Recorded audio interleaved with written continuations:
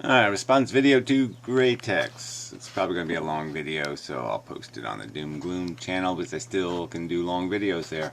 Anyway, antinatalism again, yeah. But the comments are just kind of revealing. So Perry Urban, at the end of his, he just keeps calling people naive and all this crap. He obviously hasn't even read the book he's talking about. But he says, both sides of the argument are naive. There is no absolute right or wrong. Is that an absolute truth? Do I absolutely have to believe that? I mean, it's just nonsense. So if you're going to say there's no value in the universe, you're just an idiot. You're just, yeah. There's no rational basis for conversation if you can't distinguish something in horrible pain, being run over by a car on the side of the road, and somebody eating a banana cream pie in a lovely, charming environment, and you can't make clear distinction and say with the highest of probability, like I would stake my internal organs on it, kind of truth, that that's good and that sucks. If you can't do that, then you're just too retarded for conversation. I mean, you shouldn't.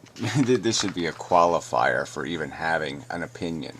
Not getting the idea that there are good things and bad things in the world. Yeah, forget it. There's really no conversation. Why would I have a conversation with somebody who thinks, people should have the right to be rapists and pillagers and, well, you'd have to say they have the right. You can't really do this, the majority says so thing in terms of right and wrong. The majority is not a logical argument. I mean, to sit there and say that people shouldn't have to qualify an opinion. And that's where it all goes bad here with gray text, because he doesn't think there is. He thinks it's all opinion. So it's about these, whether we should get this done now or wait till later. I mean, give the world a graceful exit, because the human race will not allow there to be that their exit's going to be quite disgusting. It's an opinion. Extinction based on current physical models that are in turn based upon philosophical concepts derived from religious dogma. So he thinks that physics is now based on philosophical concepts that are just religious dogma. That the idea that we've kind of analyzed it and figured out that, yeah, today's physics is tomorrow's religion. So I mean, he really does think that we didn't evolve just from matter. There is a God somewhere who created it. That's the only conclusion you can draw here. Why would you say something that ludicrous? We know it's a dumb, stupid universe, and there's no eternity to any of this stuff. And this is just some sort of veiled psychological defect in these people, where they just can't let go. The universe can't be anything without them in it. They just can't imagine that. They're just desperate. They really think they're not gonna die. I think I really do. He might talk about it, but I don't think he really thinks it's going to happen. He won't be here anymore. There's just so many questions you could ask these people who are so pro-life. Why don't you give me a top 10 list of the human beings on Earth right now who, if you had to live someone's life, that you would live their life? Just be curious if you'd have some kind of trouble composing a list of the lives you would live on this Earth. And it'd be really great if you could genericize that list down to even populations and countries. Would you like to be the next baby born in Indonesia? Would you like to be the next baby born in India?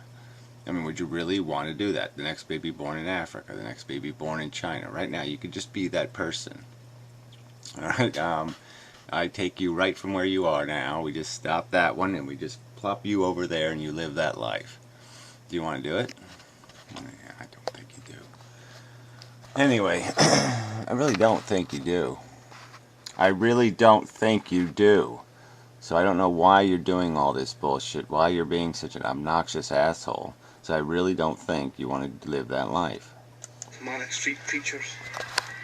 Good depressing. Do you hear the song? Suicide is painless. serendipity. Suicide is indeed painless. I only come to realise what that song actually meant. Well, actually, I don't think the song meant shit. It was written by like a 7-year-old, you know? So, yeah. I don't think it means anything. This weird definition of what the song actually meant.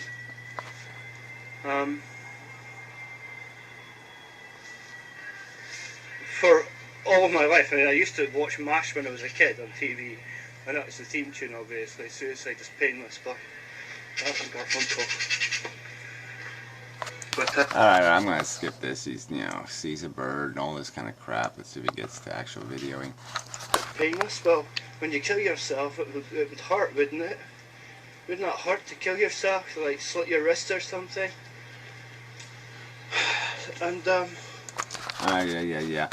So yeah, he realized that maybe it's about the idea that life is painless if you're not alive. Yeah, that makes sense. it's easy for us to live, but compared to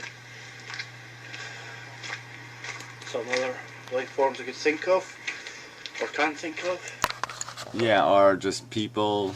I mean, he's basically saying it's we have it comfortable in the West, but yeah, there's lots of billions and billions of people living in squalor and shit, wearing saggy pants and shit. I tried to make a video today, but it didn't quite work out. Too windy and noisy and just irritating. And also not very well. Quite hard to concentrate. But I'm going to try to attempt to just wrap things up with this. I've already said I'd made my final video about antinatalism, but just keeps creeping back. Well, look, it's going to be part of a future conversation, I think, because it's the biggest question there is. Is there really any? What is the practical solution? We have these huge problems.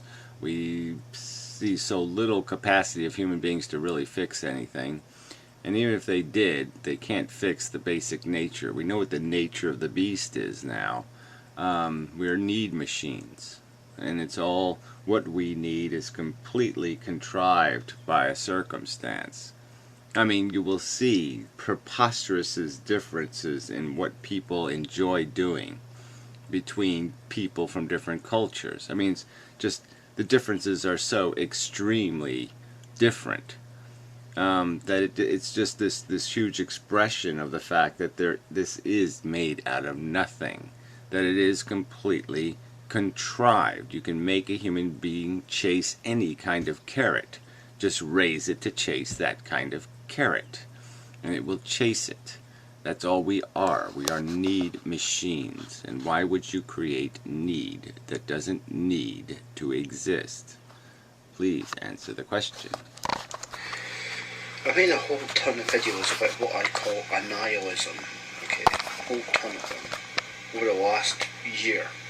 Yeah, and it's all quite ignorable because it's all just a big slander. So if you can't deal, I don't even want the labels, but what is that all you want people to do? Is we get into these arguments and we just label each other constantly. So I'll just never let it go. I'll just keep calling you a phantasmagorical. I'll call you a fairy chaser. I just keep doing it incessantly.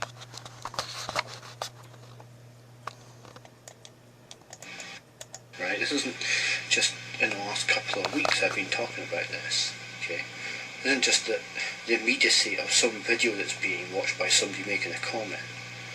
And it's kind of, I don't really feel comfortable just referring people to previous videos. Yeah, well, I mean, if your previous videos had great argument in them, it wasn't argument that was already refuted and counterclaims already made, that would be fine, but they're not. So, yeah, it's really quite useless to be pointing to videos that fail at making the argument. But, and also I think that this antinatalism thing is part of the school of philosophy that I've devised called annihilism. That I've invented to describe such philosophies. Fine. Yeah, so it's a school of philosophy implying that it's like a mass of things that are just whatever. And that's fine. So I just call you a Borg of the DNA. You're the chief priestess in your little voodoo garb of yeah, whatever. Blubbery fucktard. Such philosophies that are based upon the answer not to be in Shakespeare's question. To be. Yeah, whatever. No, you know what it's based on. You just don't want to be honest to that truth. It's based on the true implications of Darwinian evolution. This is the implications of Darwinian evolution, is that we do, in fact, suck. You're not to be. And annihilism is answered not to be. Okay? Now, the answer is you either fix the suck or you don't but you don't perpetuate suck. If you got a bad building design, that you got a house design, let's say, and the house keeps falling down on the people that live in the house, well, you either change the design, come up with something better, or you quit building houses. Not nihilism, annihilism. Okay? The idea that life is so horrific that it needs to be ended. And I mean life. Well, whatever, the argument still remains. You have to demonstrate why it needs to be sustained and maintained. What exactly is the serviceable function of it? If it's not providing us an adequate roof, if it's not satisfying the needs it's creating, then that's called failure. And if a car is using more gasoline than it's creating forward movement, you're not going to drive it, you're not going to buy it, you're not going to make more of it. I mean, the whole nebulous thing called life. And isn't that what antinatalists argue anyway? Isn't that the end result of antinatalism?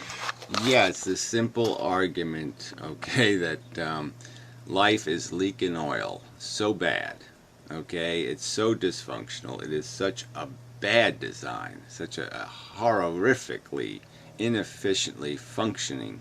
It's like having scissors that are a pair of tweezers, let's say, and 9 out of 10 of them explode and blow the whole house up. And I mean, 1 in 10, and 1 in or 2 in 10 catch the house on fire, and 4 out of 5 give you skin eating disease. I mean, there's a huge failure rate to this experiment, and the failures are catastrophic.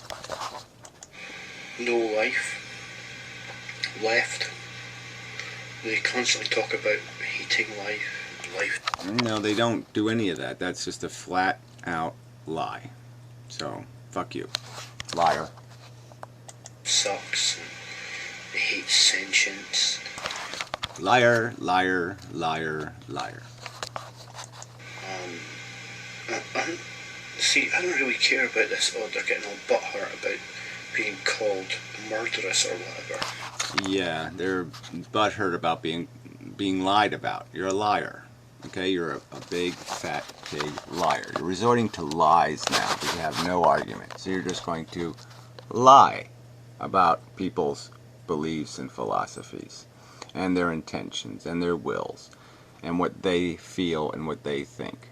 So, bravo. You're now just a low-class, trolly, fat liar. I don't really give a fuck. I'm sorry. You hate me. Right, you don't give a fuck about not being an unethical liar. Life, you think anybody who likes life is deluded? Liar. Again, no. No, if they think there's a God, they're deluded. If they think the DNA knows what it's doing, they're deluded. If they think natural selection has a singularity endgame, they're deluded. If they think there's something about the universe that's obligated to be logically coherent, they're deluded. And if they think there is any evidence that it has somehow accidentally fallen into a brilliant plan where consumption, reproduction, cannibalism, and addiction mix together and actually form something rational, are substantive. If they think having people do a bunch of Frankenstein experiments reanimating the dead, which we literally do, taking the little dead parts of matter and putting them together again and just throwing them into the world in this sloppy and reckless manner. Yes, if you think that makes sense, you're deluded. You think that all parents are capricious and selfish? Well, again, where is the counter category of parenthood? Show us those. Point to it. Please give me the list of the parents who are something else. Okay, but ego-driven, selfishly driven, with preposterously unrealistic expectations. Point me in the direction of the parents who don't have preposterously unrealistic expectations, that they are behaving based on hope alone and little else. Little recognition of the actual threats, responsibilities, implications of their little I wanty bullshit. And immoral for having children. Unethical for having children. Yes, that it's wrong to be reckless. And it's especially wrong when we have the evidence, okay, of the dangers of the experiment. I mean, this isn't some sort of mystery here that we don't know what's going to happen when you have a baby. No, we know what the odds are, what the implications are, what the possibilities are, and we certainly know that the thing itself didn't need to be born. It wasn't sitting in some hell somewhere and you need to go rescue it. No, this is something these people are doing for absolutely no rational reason. Entirely self-motivated, selfishly motivated. And if you can't figure out that when you're selfishly motivated, your behavior should be to some sort of standard, then again, you're deluded and foolish and stupid and naive and functionally retarded. You know, you throw around plenty of insults. Why should I really care? You know, do you think you've got the right? Yeah, no, again, you're going to sit there and point fingers while you point fingers at the people pointing fingers, and I'm just saying I think it's quite obvious that if we trace who's doing the insulting first, who's doing the lying and the playing with the truth and the distortions and the perversions, it's all on you. I throw around insults and other people don't. It's just hypocrisy irritates me. Yeah, well then look in the mirror and get irritated. You want some real irritation, look in the mirror, look at your own comment section. Look at three times this asshole says the word naive, okay, about a book he hasn't read, about a theory he hasn't refuted in one sense, about premises he hasn't refuted in any sense. So what the fuck is that? So what I'm going to touch on is David Benatar's asymmetry thing. Premises 1 and 2. Now, Professor David Benatar didn't write the song Love is a Battlefield, okay? He wrote it. Yeah, whatever. So yeah, you need to do all this little quippy crap is somehow important to the logical argument. You're going to now defeat the logic of his book, this basic logic that this need thing. Okay, you don't need to create the need, and so then you really don't have any positive when you're not rescuing something from the negative. When you're not rescuing something from deprivation or absolute suffering, then you really have no reason to act other than self-motivation to satisfy your own need. Book called I Hate Life or something. Yeah, so again, fair cop you are. I'll paraphrase an argument, but I won't argue the argument. I won't play an argument. I won't quote an argument. And then I'll talk about how everybody's treating me unfair. Yeah, sorry. Fuck you. And then its entire central crux is some axiom based upon these premises. Premise number 1. There's 4, but I can only remember the first 2. Oh, yeah, well, whatever. Yeah, that's just so brilliant. Okay, I'm going to argue how the guy's theory's wrong, but I'm going to butcher it to hell, not remember it, and I'll say I made a fair and logical argument. Yeah, I don't think that's the road to fairness or logic. Just too tired to think about it anymore. Yeah, well, that's just it. Everybody just keeps making this excuse. I'm too tired to consider the implications of having a child and take responsibility when it comes out all wrong. I'll just make my neighbors pay for it. Premise 1 is that the presence of pain is bad. Okay. So how's that for a fucking bias? That's premise 1. Okay, yeah, now he's going to actually make an argument saying it's kind of silly, okay, to associate the word pain, which Benatar doesn't use. He uses suffering, misery. He uses the right words. You're just playing games again with words. And he writes the book, okay, it's a book. It's not exactly a pamphlet, it's a book. And he goes to the lengths to explain the distinctions between these things. But you're going to ignore all of that and just use this simplistic argument that sometimes I like to rub my boo-boos. And you're gonna sit there and expect, well, of course you will, because you know your audience is as dumb as you, so they'll fall for this shit. Okay, but that's all you're doing. You're just playing a silly little word game and saying, look, I made an argument on YouTube. Really. I mean, there's nothing else to say to this, but fuck you! This is such fucking bullshit! Premise 2 is the presence of pleasure is good. Obviously, pain becomes poor pleasure.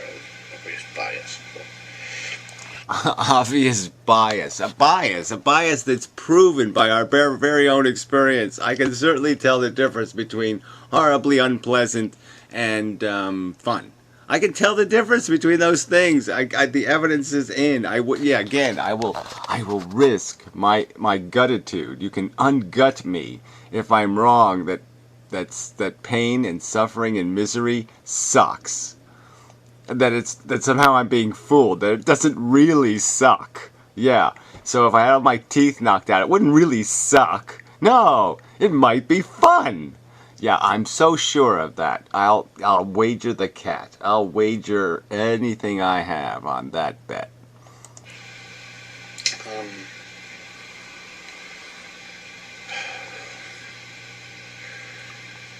You see, I'm 35 years old, okay? My mum used to say good and bad and trying to teach me how to do things that are either to her good or bad. Don't put a knife in your mouth, you might cut your mouth. Oh, what a horror. Your mother tells you some basic sensible advice, right? Don't chew on your feet, don't eat your own hand, don't run with scissors, and you're going to say that it was all just bullshit. She was lying to you. No, I don't think she was. But by the time she told me that, I was old enough to think, wait a minute, I've got enough control of my body to not cut myself with a knife.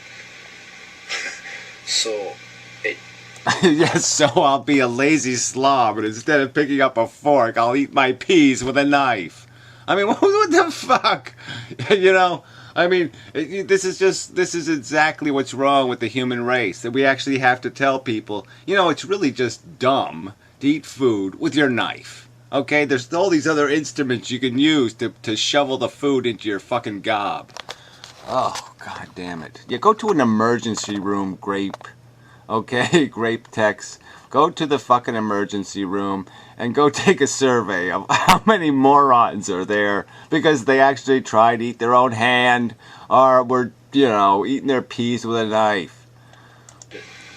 What? Okay. I understand the pragmatic use, utilitarian use of words like good and bad. Ah, there you go. You understand, but you don't. See, that's it. That's the whole problem. You understand the word. You can say it, pronounce the word utilitarian, but you have no conception of the fact of what it's about, which is efficiency. And that's a good word. I hate to say, ooh, good, ooh, horror. that's a bias. No, it's just a fact of reality that there's things that are on qualified scales. You've seen charts somewhere before, performance charts. Yeah, some things perform better, they function better, they do the job better, like a spoon versus a knife for eating soup. Right now, which one works better when you're eating soup? A knife or a spoon? And you'd see that, on a performance chart, the spoon is going to do really, really good at getting the soup into your mouth, and the knife is going to do really, really bad, and also carries this risk. Oh, you idiot. But these are words that we use to train children with. Underdeveloped brains, like an animal with a warning squawk. It's not. It's useful, but it's inaccurate. All right, so the scientists are inaccurate, the logical thinkers are inaccurate, the Vulcan kind of humans are the inaccurate ones, and the accurate ones are the morons chasing the pink balloons. Yeah, well, you're going to really have to hash that theory out a bit. Because they become alerted when there's no need for them to be alerted. And yeah, it's too bad we don't have one of those overly squawky birds on top of those nuclear power plants. Yeah, it's too bad. So their squawkings and their noises and their simplifications about reality are inefficient, because that's Yeah, well, why don't you explain how it's a simplification of reality, just to acknowledge the fact that the primary function of a human being is its sentience, that its intelligence is basically a scheming tool it's acquired through evolution to enable it to acquire what it desires. Okay, it's an acquisition device. And you explain how that's simplistic and inaccurate, please. Explain how that's an inaccurate general description of our functionality. natural selection is. It's a very inefficient thing. And it's not. I hate natural selection. I'm a transhumanist, okay? Yeah, which really doesn't mean anything. You're a transhumanist against virtual reality, which makes absolutely no sense at all. So instead of living in a virtual world where you can be whatever, green slime man, you want to actually be nuclear radiated so you ooze green slime. What? You want a G.I. Joe Kung Fu grip that you can put on your hand? Or like you want to be able to pull your hand off and put a knife on it, so you can eat your soup? Yeah, transhuman.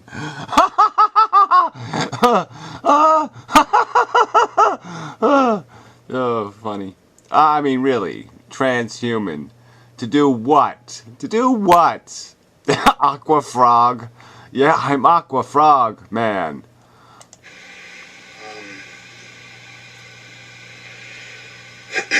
But getting back to the point, words like bad being used by a professor. Oh my God. A professor understands the concept of good and bad. Positive and negative. Something to be encouraged, something to be discouraged. Fair, unfair. Black, white. Yeah, that would be ludicrous for a professor to understand the word value. I mean, seriously. Yeah, seriously. Yeah, that'll convince them. That's like going, these crazy people with this monkey theory. We aren't monkeys. We're human beings, and God made us human. Seriously. Fucking game. But premise one, the presence of pain is bad.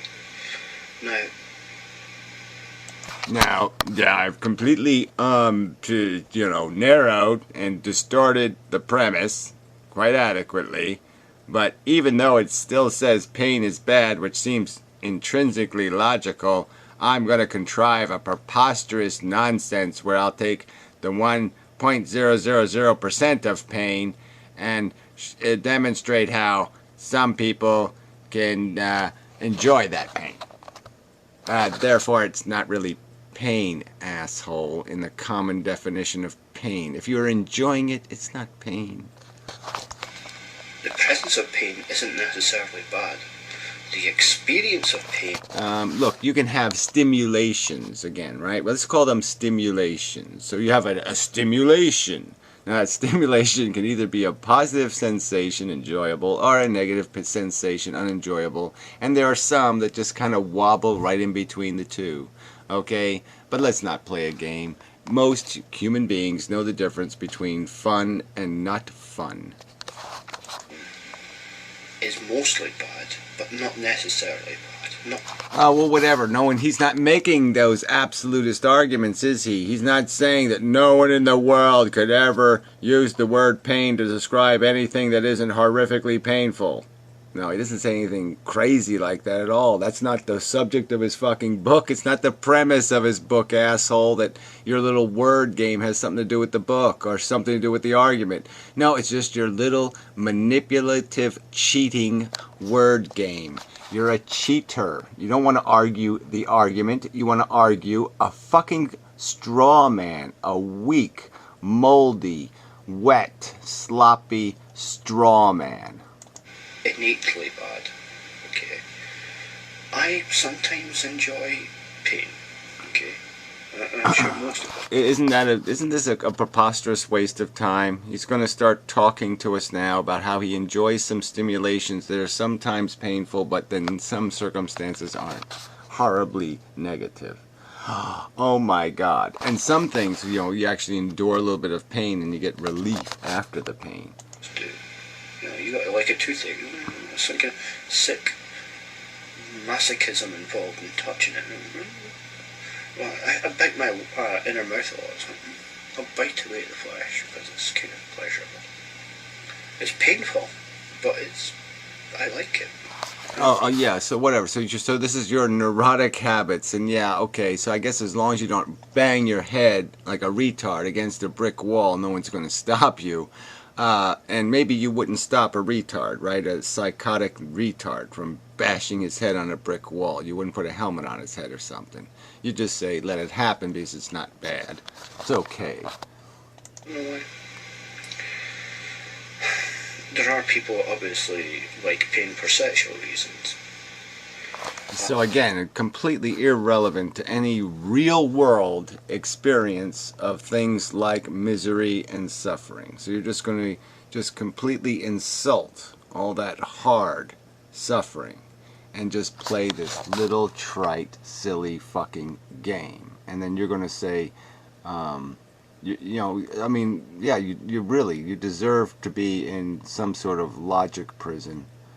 But to say that the presence of pain is bad, as if that's some kind of absolute or something.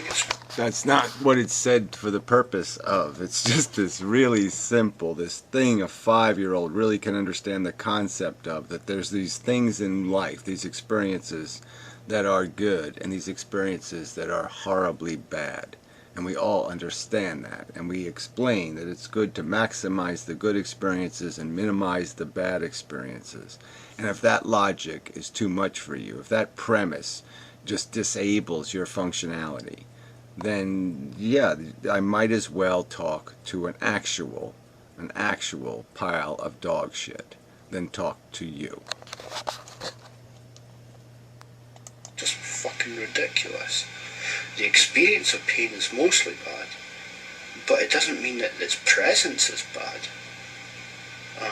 These are subjective value judgments. It's not a subjective value judgment to, when somebody puts their dog to sleep. It's not a subjective value judgment they're imposing. Okay, it's a rational, logical, high probability of successful accomplishment of the satisfying the efficiency equation. There's a high probability, like a spoon puts soup in the mouth. Humane euthanasia of a sick dog efficiently mitigates against wasted suffering, which would be a horrible thing. Wasted suffering, you can't get. That's it. That's the negative in the universe. A wasted pile of suffering. You can't get lower. You can't get a better description of fail than wasted suffering. And so it's not a subjective equation, it's a rational equation. And you goddamn fucking know it. So this guy's trying to make some kind of objective argument out of them. No, it's a logical argument. Alright, qualified by huge, preposterous volumes of human experience and evidence that it is not a good thing to waste suffering. Informal logic or some shit.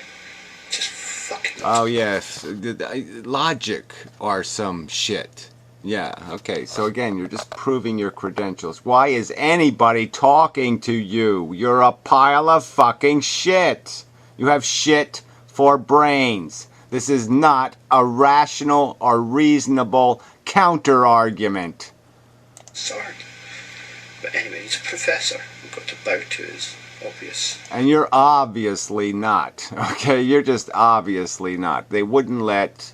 all they have to do is scratch your surface a tiny bit and they'll say, ooh, it's a pile of dog shit. No, don't admit it to college.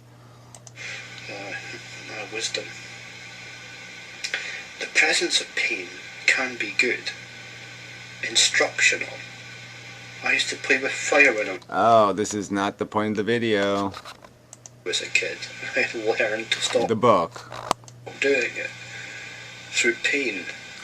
Straw the man, experience of the pain was straw bad. man, straw The man, presence straw of the pain man, was good. straw man, straw man. Oh, so you're saying Benatar doesn't understand how evolution works and that our whole mechanism of sentience was developed to exactly do that, to create negative sensations, to associate them with negative events that would harm our survivability. And you're saying that professor doesn't understand that. You're not saying that you're completely perverting what he's saying. You're saying he doesn't understand. That's your accusation, asshole. Back it up. You fucking cunt. Because the consequence was I stopped doing it. Dur, dur, dur, dur. But you're still chasing pink balloons It's like with your kung fu grip. perceived as Your kind of imaginary pain, kung fu grip. but only within the framework of natural selection. But as I say, I'm a transhumanist anyway.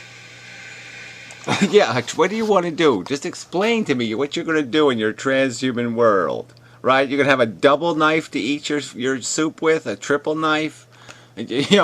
One made out of wood, a knife made out of wood, and you just like be able to push a little button on your brain, and your little wooden knife will pop out, or a stainless steel knife, or a knife made out of bamboo, or what the fuck are you going to transhuman to? So I hope I've refuted the first premise that the entire argument is hate. Oh, I'm sorry. Now that this is just so obnoxiously disgusting. So you create a huge giant straw man, and then you build another straw man to validate your first straw man. I mean, this is just disgusting. It's not the premise of his book. You've refuted absolutely nothing. All you've done is spew putrid, disgusting insults at other people's intelligence in a dishonest, dishonorable way. And you deserve to be called the piece of shit that you are. Hinged upon that the presence of pain is bad is a woefully inadequate generalization. Okay, so did you hear that one, people? Realistically, is there someone out there who thinks that is a woefully inadequate generalization? So Pierrot, you're not going to call him on this. Barklord, you're not going to call him on this. The whole list of assholes here, you're not going to call him on that. It's a woefully inadequate generalization. Okay? That pain sucks. That's woefully inadequate as a generalization. That generally, 99% of the time, pain sucks. That's woefully inadequate. No, I'm saying you're woefully inadequate at making an argument. That isn't even properly applied. Because it really should be. The experience of pain is bad, not the presence of it. Wow, whatever. I mean, what a joke. Like you could somehow have the presence of it without it being an experience. That you could actually have pain without experiencing the pain. Like that somehow makes sense. that somehow the word pain isn't entirely associated with experience. No, again, more nonsense. More, you're going to explain to the professor how he doesn't understand pain, because he doesn't understand that pain is basically not something you experience. He doesn't understand that. Fuck you again! And the same goes for number 2, premise 2. The presence of pleasure is good. And I argue, well, the experience of pleasure is good. You know, maybe sometimes it's... Oh, again, this is just so inane, it is insane. I mean, this is like explaining to a race car driver that, well, you move the steering wheel and the wheels go this way and that way. Yeah, sure, great, Dex. You explained to us how, yeah, we got to be told that pleasure is an experience. Nobody understands that. We don't understand that pleasure is something you experience. Oh, fuck you. But, you know, it's guilty pleasures. You know, like enjoying, like Schadenfreude, things like... Oh, whatever. I wish Conference Report never threw that word in our vocabulary. Yeah, you know what? Guess what? Probably all of your pleasures are pleasures you should be guilty about. You probably had the pleasure of drinking your drink the other day. And the practical truth is that if you just had a glass of water, okay, that might have satisfied you, you could have taken the $2.25 and you could have given it to a Chinaman and he could have stayed out of the coal mine that day. And that's just a fact. Alright, so maybe every pleasure we have is probably a pleasure we should be guilty of because it's built out of all the harm that takes place to all these other things. And my roof, my house, my existence, my food, my warmth, my comfort, my coffee, it's all made at something else's expense. And so probably every fucking bit of it is a guilty fucking pleasure. I should feel guilty about every fucking bit of it. But who the fuck cares? That's not the point of the fucking book. Or you eating too many cream cakes, the experience is great. The presence of that pleasure can be quite bad. Well, who cares? Again, the book is about not procreating, not doing a Frankenstein experiment that you can't control, that has a high probability of creating a negative efficiency accomplishment, of not getting the soup into the mouth without wasting suffering, wasting a big fucking giant pile of it for absolutely no accomplishment. That's what the book is about. Deal with that subject. Okay, explain to me all the human beings you would like to be. Okay, you tell me. You point to the couple that's going to have a baby tomorrow and you tell me which one you would like to be your parents. You can tell me what baby you'd like to be. And let's play the game. You just give me this list of human beings right now that you would like to live their life. Just give me a list of human beings right now that are alive that you'd say, yes, I would want to live their life. When I'm done living my life and I have to live a new life, I want to live their life. Destroy your life? So many examples of pleasures that, although the experience, the immediate experience of them. Again, it's the only thing Benatar's just saying, yes, I'm conceding the point that pleasure is good. So he's giving you that. I'm not even going to give you that, okay? Because what I'm going to say is that pleasure is basically when you're born, you're excised of something very valuable to yourself and you spend the rest of your life chasing it and you only get part of it ever back again. So all you're doing is satisfying a negative condition created inside of yourself. So I'm going to go a step further than Benatar anyway. He's conceding, he's saying pleasure's good. All right, and here you are sitting there trying to destroy the only value there would be. If you're going to say that pleasure isn't always good, then you really are going to fail in this argument, because now you've basically said there's no reason to eat the soup anyway, because pleasure isn't really good. Pleasure isn't really worth it anyway. So what are you doing, you insane person? Now you're using a straw man to burn down your first two straw men. Is good. Like an orgasm, but the presence of it can be bad, like when the orgasm's a result of rape.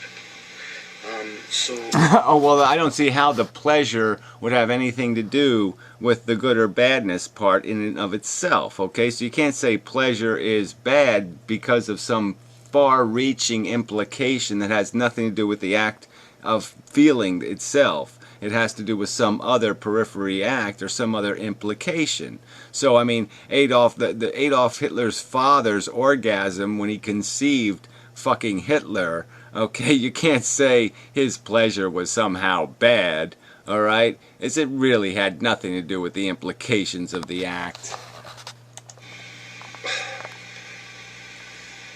It seems better to have an orgasm consensually than it is to do it coercively. Wow, it seems. Yeah. And I'm sure Benatar is making the exact opposite argument in his book, right? That's why you're bringing this straw man crap up? Oh, no, no, he's not doing that. Isn't that an argument that doesn't involve the use of words like good or bad? It has to do with the end net product of a life. So you're going to measure all the experiences, their consequences, how they affect other people. This is all the equation of what it is to be alive. And so you're just making the argument for me. All right, in the sense that your life isn't what you feel alone. It's how you implicate other feeling beings. The reason why rape is wrong is because it hurts somebody else. It causes them unpleasant sensations. The other sensation you said doesn't count. It's not because it violates something. It violates the fucking idea that you can't impose suffering on somebody else. If there was no suffering, if you rape your couch, Greytex, explain to me how your pleasure is bad. If it doesn't feel, if it has no value implication, if it can't be harmed or pleasured, and you rape it, how exactly have you committed a crime? How exactly then is your pleasure at all implicated in your strange and bizarre theory of pleasure, where one minute you concede it exists and the next minute you concede it doesn't exist? I mean, this is such a bullshit, illogical, twisted perversion of all goddamn reasonableness that can be committed. You are an unreasonable person. You are, yes, my contempt for that crap behind your fucking little eyeballs could not be any higher than it is at this moment. You are a contemptuous pervert of words, meaning, substance, logic. All good in the universe is being molested by you. You see what I did there? I used adult speak instead of baby talk. No, you molested words, you molested language, you molested logic, and you've now molested Benatar's name. So you suck. You just fucking suck. You fucking goddamn language molester. You goddamn meaning molester. You goddamn fucking reason molester. You're just disgusting. Everybody, point your finger at it and call it disgusting. It is disgusting. Oh, I should have an image of Greytex. It's disgusting. It's disgusting. It's disgusting. It's disgusting. It's disgusting. It's disgusting. It's disgusting. It's disgusting. Fucker. Fuck you. God, I hate your guts.